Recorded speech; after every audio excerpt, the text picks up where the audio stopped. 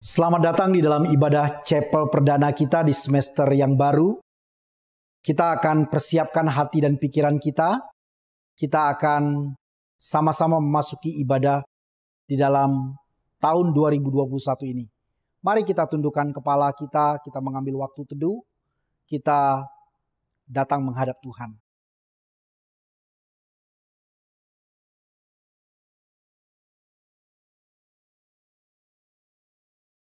Kami menghampiri hadirat-Mu yang suci. Kami mengakui bahwa pertolongan kami ialah di dalam nama Tuhan yang menjadikan langit dan bumi.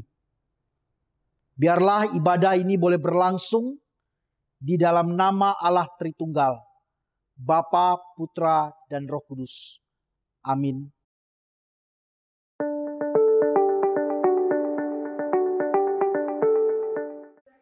Selamat datang di UPH College. Apa kabarnya kalian semua di tahun yang baru ini? Pertama-tama, kami keluarga besar UPH College mau mengucapkan Selamat Natal dan Tahun Baru. Pastinya di tahun yang baru kita semua memiliki semangat yang baru. Mari kita memulai tahun yang baru ini dengan beribadah, datang ke hadirat Tuhan, memuliakan, memuji Dia, dan juga mendengarkan firman Tuhan. Kita akan mengawali ibadah kita di tahun yang baru ini dengan menyanyikan lagu Here I Bow.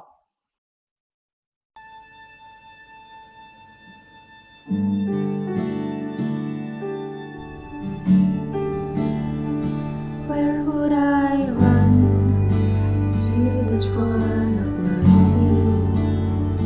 Where would I kneel without the cross of grace?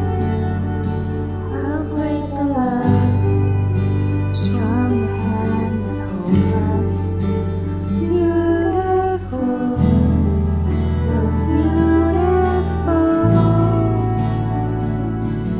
So here I bow to lift you high, Jesus, be glorified in all things.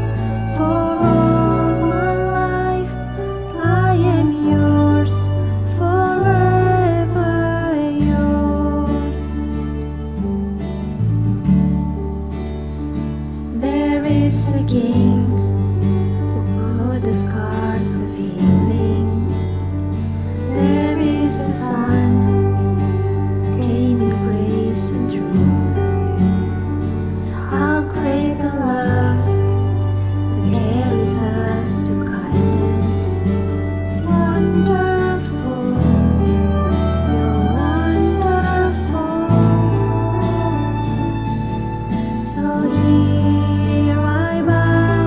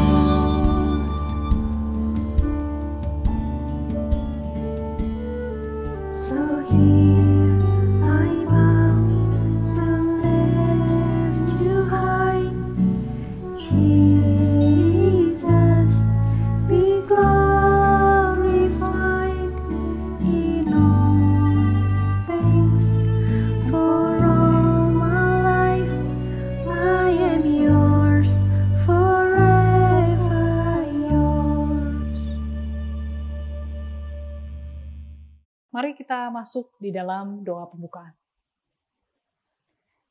Bapa dalam kerajaan surga, terima kasih untuk tahun yang baru, untuk hari yang baru, di mana kami kembali datang ke hadirat-Mu, memuji dan memuliakan-Mu. Seperti pujian yang sudah kami naikkan, ya Tuhan, kami bersyukur punya Allah seperti Engkau, yang dimana tangan-Mu selalu menopang kami, kebaikan-Mu selalu menaungi kami, ya Tuhan. Ajar kami untuk terus percaya, dan ajar kami untuk terus berpengharapan di dalam Engkau, Tuhan. Kami akan memulai ibadah kami, ya Tuhan, dan memuji-Mu, ya Tuhan. Biarlah Tuhan yang siapkan hati kami. Di dalam nama Tuhan Yesus kami telah berdoa dan mengucap syukur. Amin. Tahun yang baru identik dengan segala sesuatunya yang baru. Semoga di tahun yang baru ini, bukan cuma tahunnya saja yang baru, tapi kehidupan kita pun menjadi baru, sehingga siap bersinar bagi sekeliling kita. Mari kita menyanyikan pujian ini, All Things New.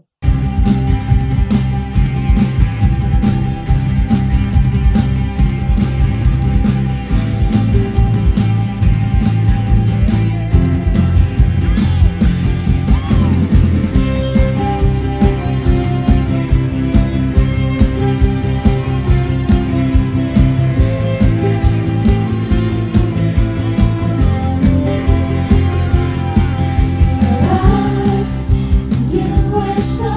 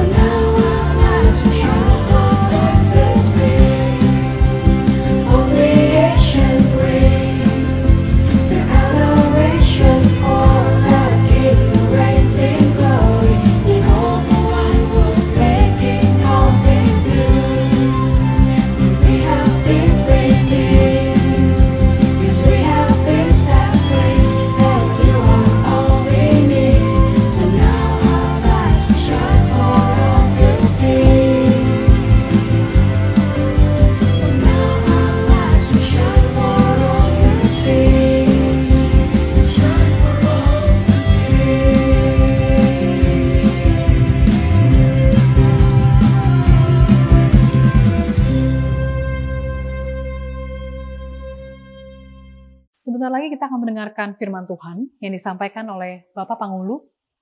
Namun sebelumnya mari kita menaikkan satu pujian berjudul Penyelamatku.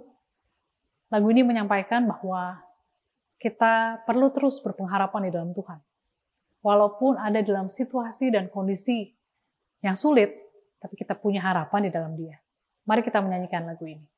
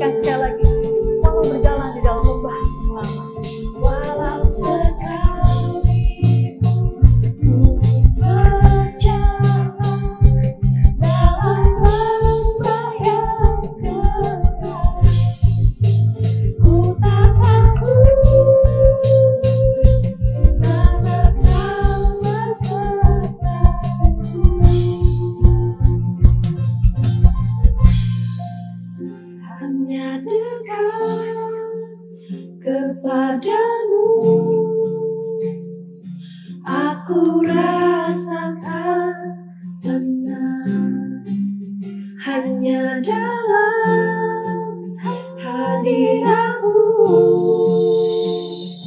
Ku rasakan damai-Mu, padamu ku berserah. Yesus sumber harapanku, ku percaya padamu, baik tanpaku, kepadamu Tuhan, padamu ku berserah. Yesus sumber harapanku,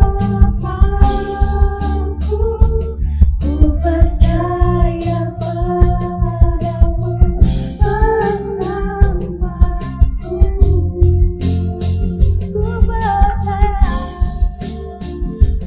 Ku percaya padamu, penambahku.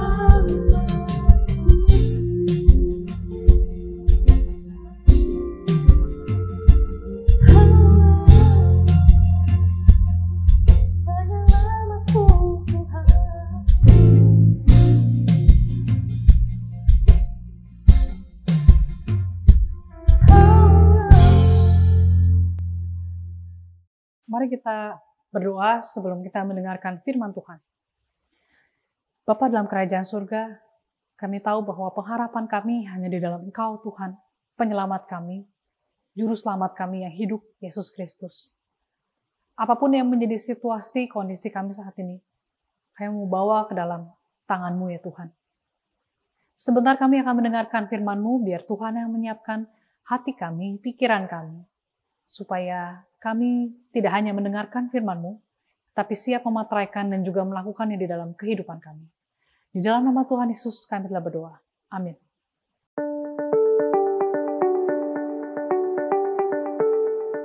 Shalom Bapak Ibu Guru yang terkasih di dalam Tuhan Yesus Kristus.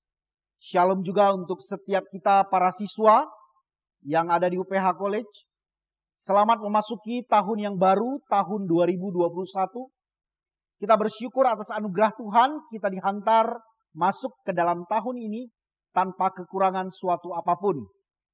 Di dalam kesempatan yang berbahagia ini, kita sama-sama akan belajar dari kebenaran firman Tuhan yang akan menjadi pegangan di dalam kehidupan setiap kita dalam kita menyongsong tahun ini.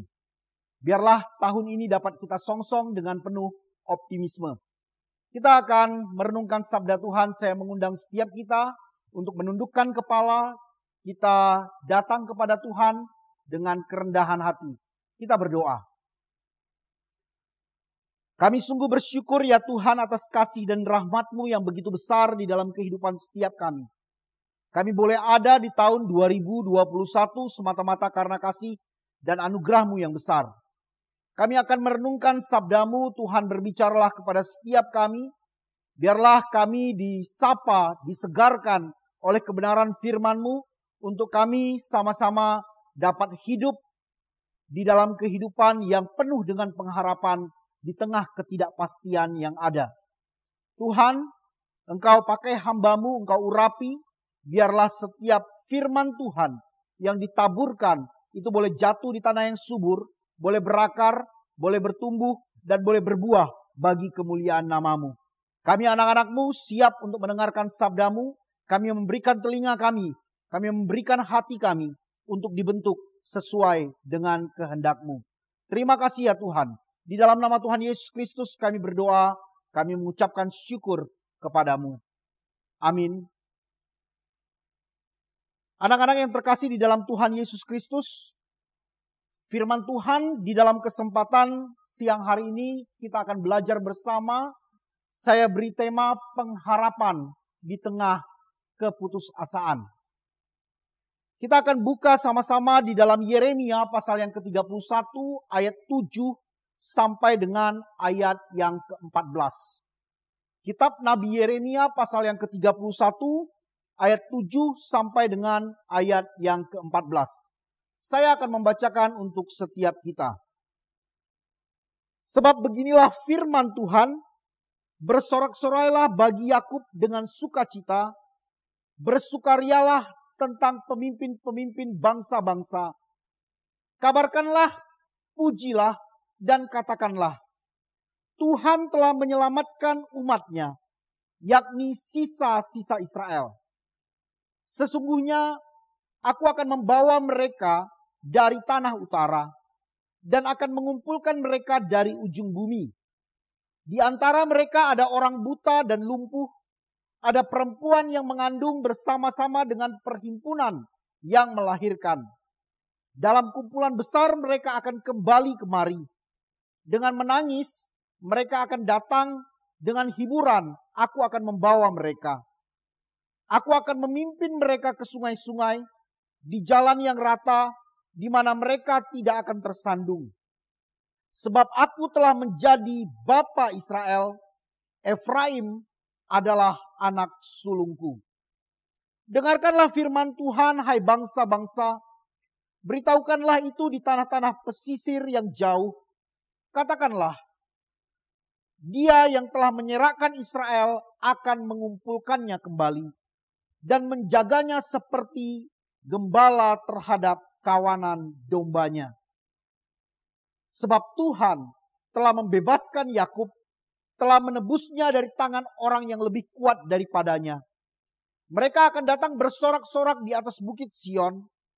Muka mereka akan berseri-seri karena kebajikan Tuhan. Karena gandum, anggur dan minyak. Karena anak-anak kambing domba dan lembu sapi. Hidup mereka akan seperti taman yang diairi baik-baik. Mereka tidak akan kembali lagi merana. Pada waktu itu anak-anak dan dara akan bersukaria menari beramai-ramai. Orang-orang muda dan orang-orang tua akan bergembira. Aku akan mengubah perkabungan mereka menjadi kegirangan, akan menghibur mereka dan menyukakan mereka sesudah kedukaan mereka. Aku akan memuaskan jiwa para imam dengan kelimpahan, dan umatku akan menjadi kenyang dengan kebajikanku. Demikianlah firman Tuhan. Sampai sedemikian jauh pembacaan firman Tuhan, berbahagialah setiap kita yang mendengarkan dan melakukannya di dalam kehidupan kita. Anak-anakku yang terkasih di dalam Tuhan Yesus Kristus, kitab Yeremia dari pasal yang ke-30 sampai dengan pasal yang ke-31 merupakan seruan pengharapan dan penghiburan bagi umat Allah. Umat Allah dibawa ke dalam pembuangan. Umat Allah ditindas oleh bangsa Babilonia pada waktu itu. Tetapi di dalam pasal yang ke-30 dan 31, Israel itu dikembalikan, diberikan satu janji bahwa mereka akan dikembalikan ke tanah perjanjian. Dan Tuhan akan membuat perjanjian baru dengan umatnya untuk menggantikan perjanjian yang telah mereka langgar. Firman ini hadir di tengah krisis yang terjadi di dalam kehidupan bangsa Israel. Firman ini hadir di tengah keputusasaan yang mereka alami. Mereka berpikir bahwa negeri pembuangan bukan bagian dari rencana Allah dalam kehidupan mereka. Kalau kita melihat satu pasal, di dalam pasal yang ke-29, ya, dari pasal tentang pengharapan yang dijanjikan Allah melalui Nabi Yeremia untuk dikumandangkan kepada orang Israel, kita melihat bagaimana Nabi Yeremia menyerukan agar mereka mengusahakan kota di mana Tuhan menyerahkan mereka. Agar mereka mencarikan istri bagi anaknya laki-laki, mencarikan suami bagi anaknya perempuan, mengusahakan tanah di mana mereka tinggal, mengusahakan kebun-kebun anggur yang ada pada waktu itu. Nabi Yeremia bilang, usahakanlah kesejahteraan kota kemana aku buang. Karena kesejahteraannya adalah kesejahteraanmu.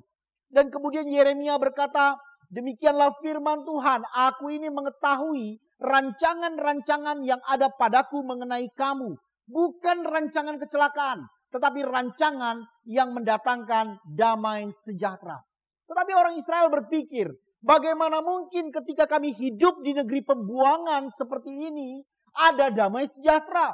Bagaimana mungkin kami hidup di negeri pembuangan seperti ini, ada pengharapan?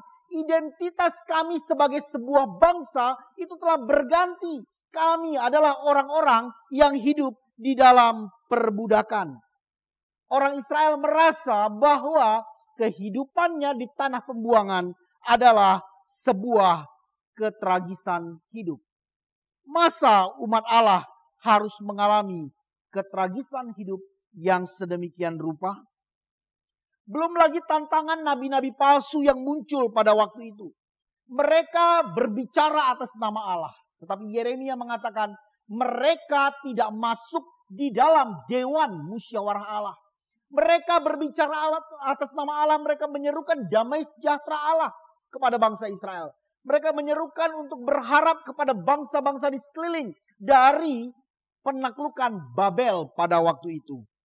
Masakan umat Allah harus hidup di dalam ketragisan yang sedemikian rupa? Itu yang menjadi pergumulan di dalam kehidupan mereka.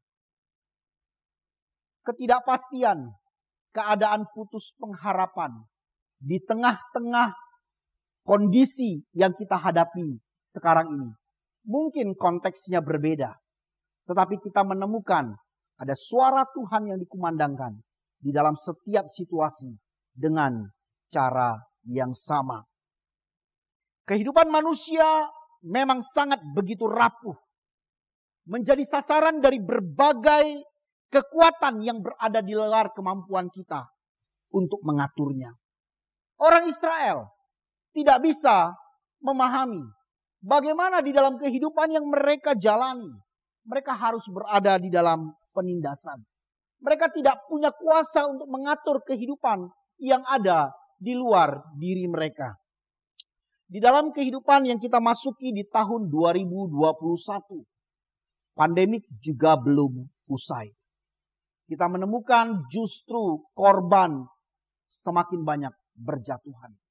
Rumah sakit semakin penuh. PSBB hanya terjadi di beberapa kota. Tetapi ini sudah meliputi satu pulau, yaitu Pulau Jawa dan juga Pulau Bali.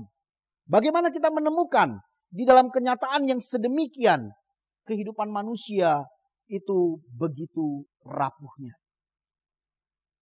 Kita menjadi sasaran dari berbagai kekuatan di luar kemampuan kita untuk mengaturnya.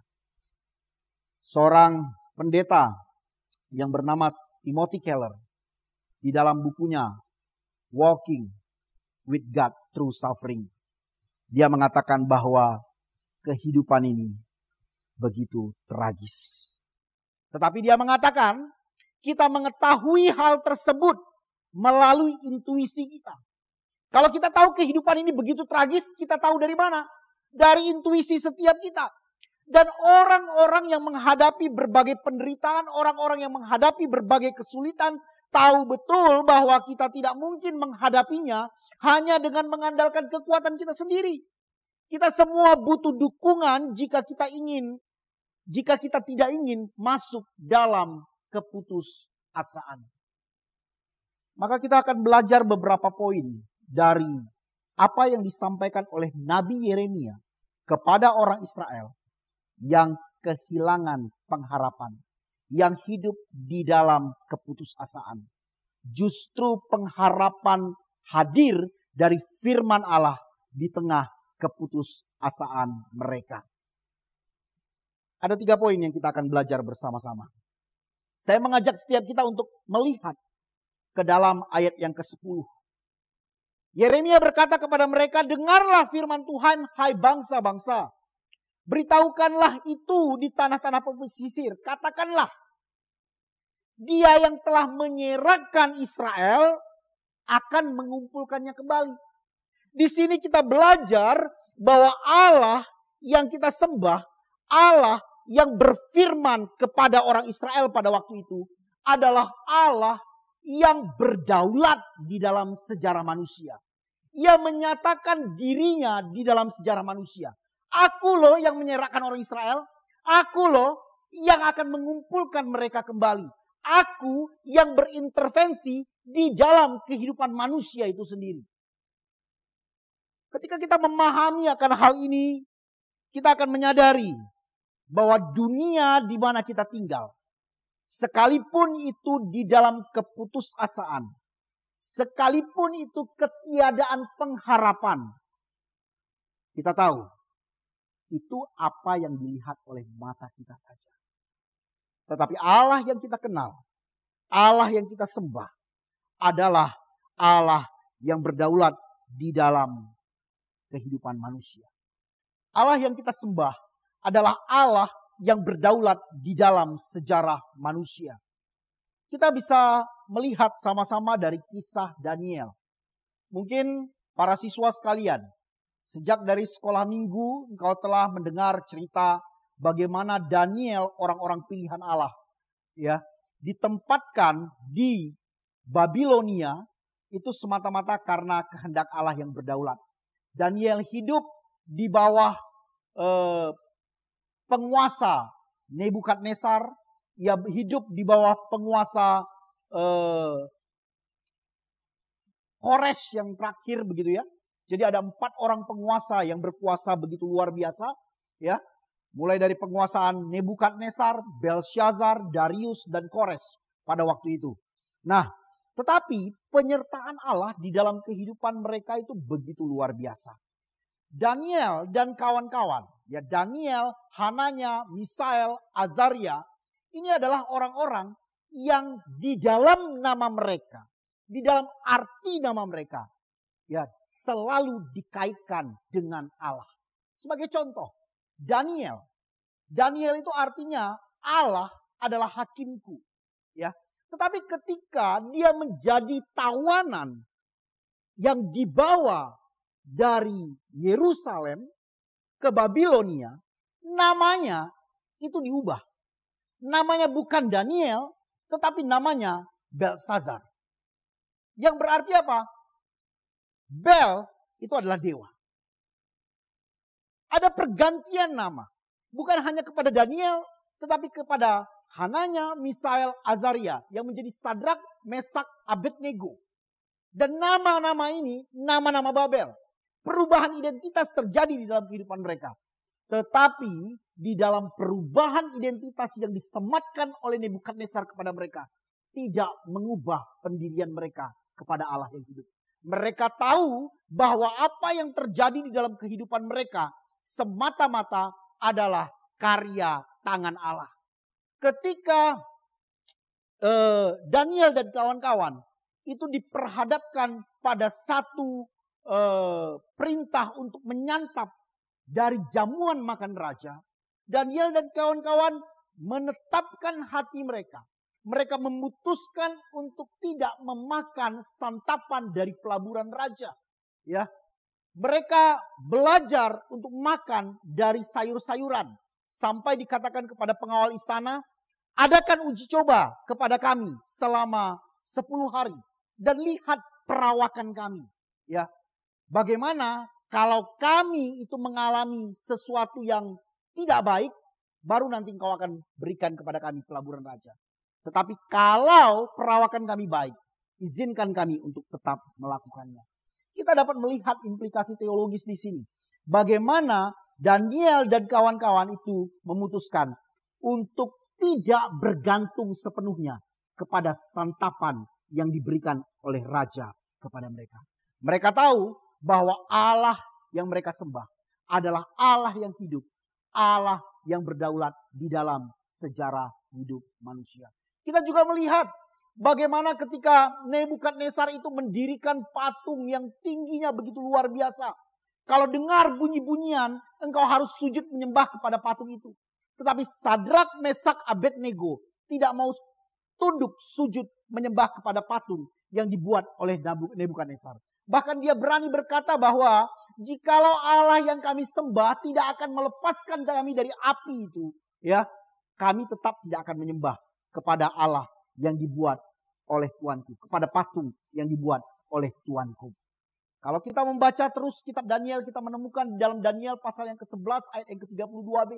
dikatakan umat yang mengenal Allahnya adalah umat yang akan tetap kuat dan bertindak. Justru kita menemukan di sini, di tengah keputusasaan hidup, mereka tetap bisa berpengharapan. Kenapa? Karena mereka mengenal Allah yang mereka sembah. Allah yang mereka sembah adalah Allah yang berdaulat di dalam sejarah hidup manusia.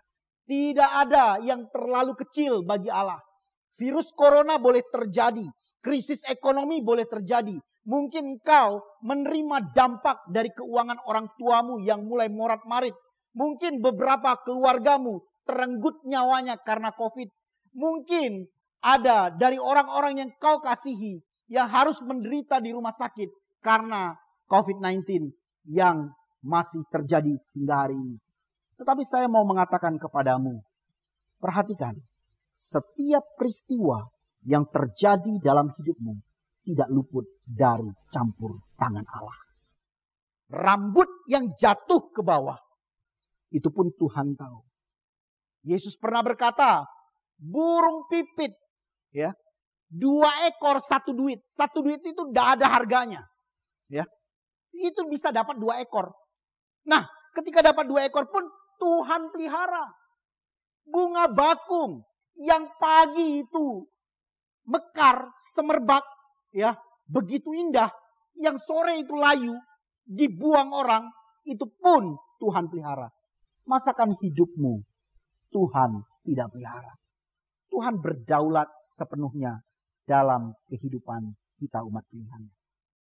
Di dalam keputusasaan yang kau dan saya mungkin alami, perhatikan, pengharapan tidak akan pernah sirna kalau engkau menyadari, kalau engkau mengenali bahwa Allah yang mengontrol semuanya. Itu yang pertama.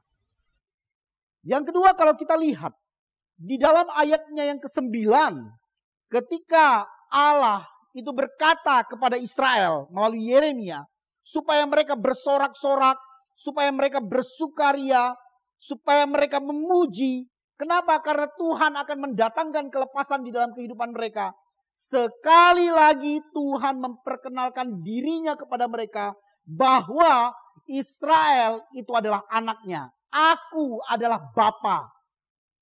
Efraim anakku yang sulung. Dalam keputusasaan yang dialami oleh mereka, Tuhan hadir memperkenalkan dirinya bahwa Ia adalah Bapa mereka.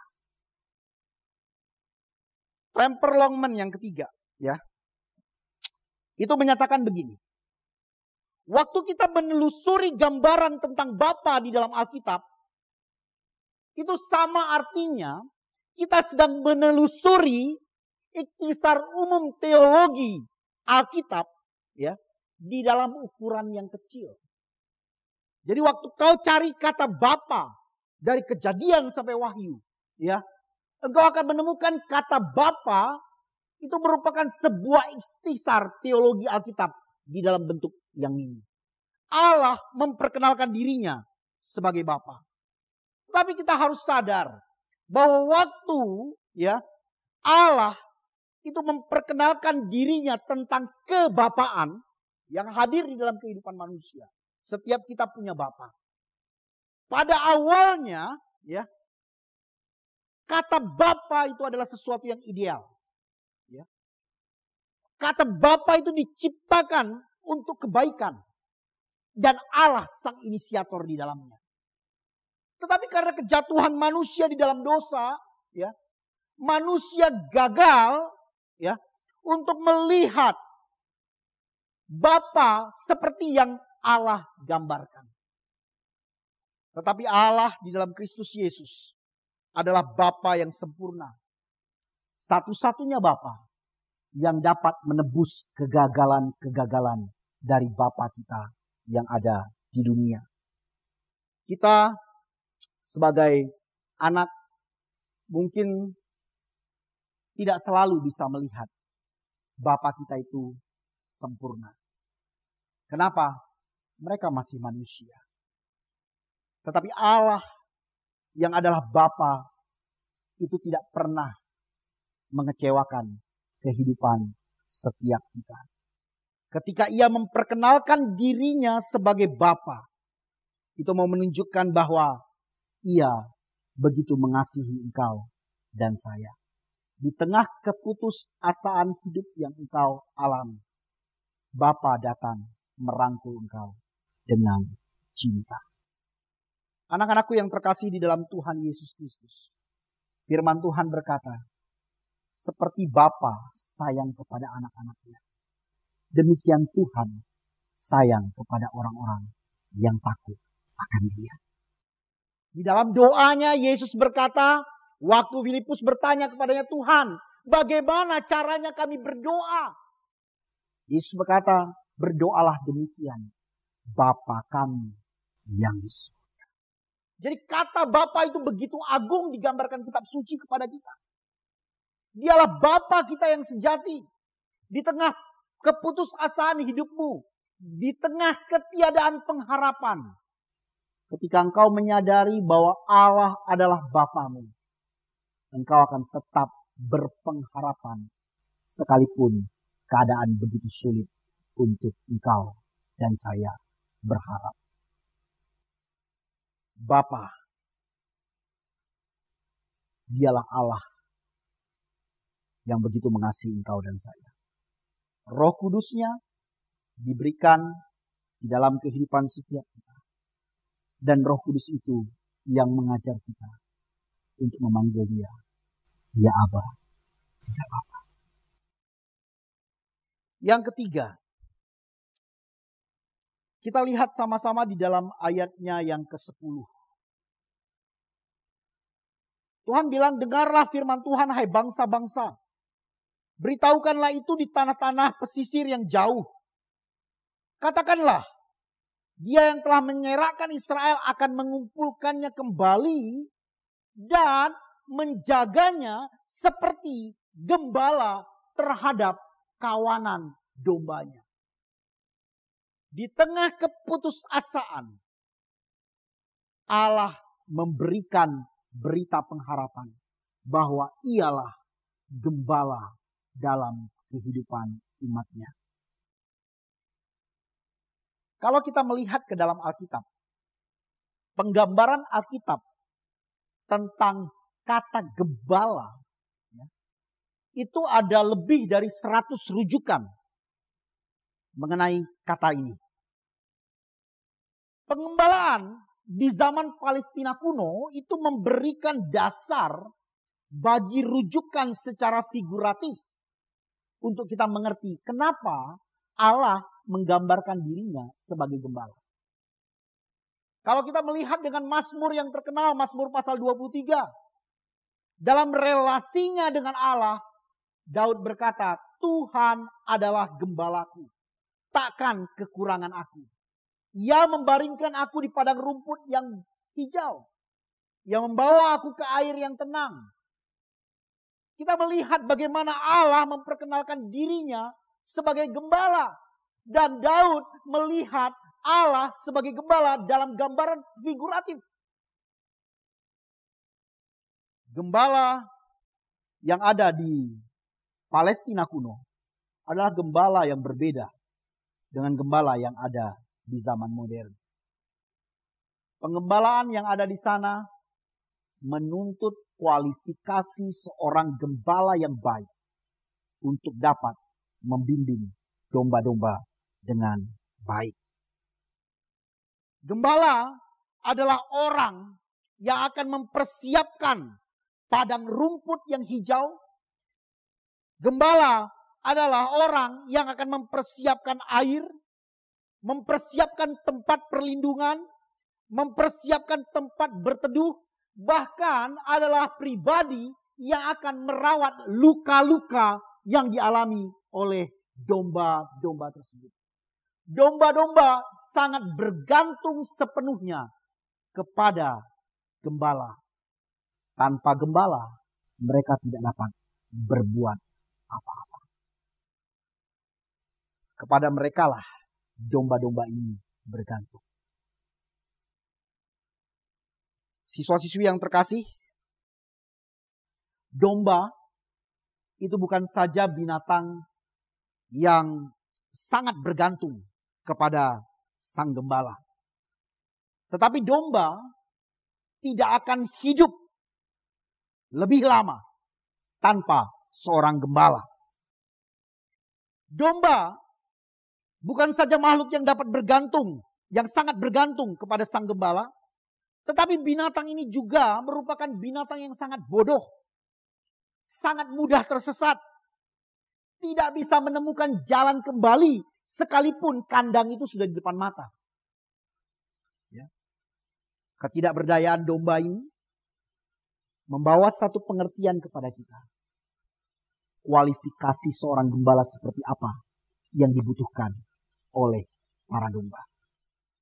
Ketika Allah memperkenalkan dirinya sebagai gembala, di sini kita bisa belajar bahwa dialah kualifikasi terbaik yang tidak pernah dapat tergantikan di dalam kehidupan manusia. Dialah sang gembala kita yang agung. Di tengah keadaan yang kita alami hari-hari ini, maukah engkau belajar untuk senantiasa memiliki pengharapan akan Dia?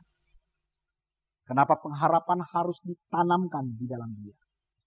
Karena Dialah yang memegang kehidupan manusia. Dialah yang berdaulat. Dialah yang memiliki kontrol sepenuhnya. Yang kedua, kita belajar bahwa Dia adalah Bapa kita.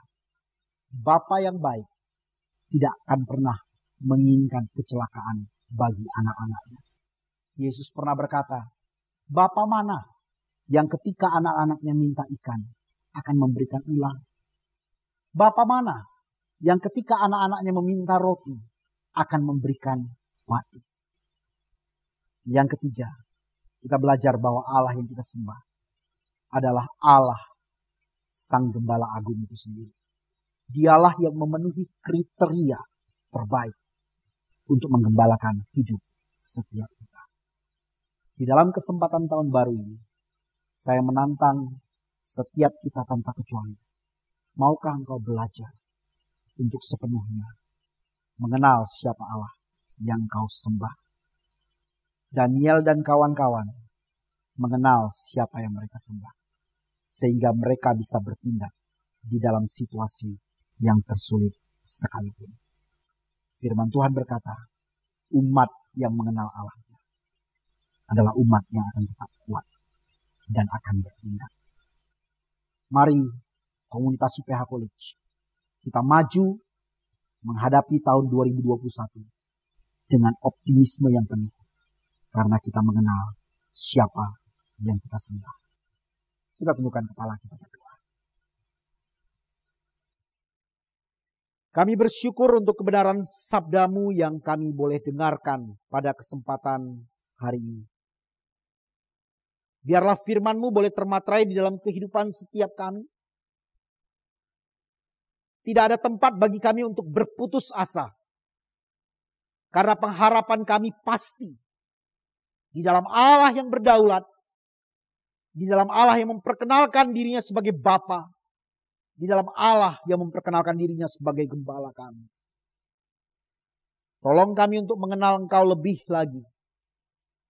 Dan biarlah pengenalan kami bertambah ketika kami menapaki tahun ini. Di dalam nama Tuhan Yesus Kristus, hamba telah selesai berbicara. Roh Kudus yang terus berkarya melalui kebenaran-Mu di dalam hati setiap kami. Dalam nama Yesus Tuhan kami berdoa. Amin. Kita akan mengakhiri ibadah kita. Kita mengucap syukur untuk firman Tuhan yang boleh kita dengarkan. Kita satukan kembali hati kita. Kita berdoa dan memohon berkat daripada Tuhan. Kita berdoa. Kami bersyukur untuk kebenaran firman-Mu yang boleh kami dengarkan. Biarlah itu termaterai di dalam hati setiap kami. Sebentar kami akan melanjutkan aktivitas kami. Biarlah Tuhan, Engkau yang boleh memberkati kami. Bapak Ibu guru dan para siswa yang terkasih di dalam Tuhan Yesus Kristus, arahkanlah hatimu kepada Tuhan dan terimalah berkat yang daripadanya. Kiranya kasih karunia dan damai sejahtera dari Allah Bapa kita, kasih di dalam Putra Tunggalnya Tuhan kita Yesus Kristus, dan persekutuan dengan Allah Roh Kudus boleh menyertai setiap kita mulai dari hari ini sampai selama-lamanya. Amin.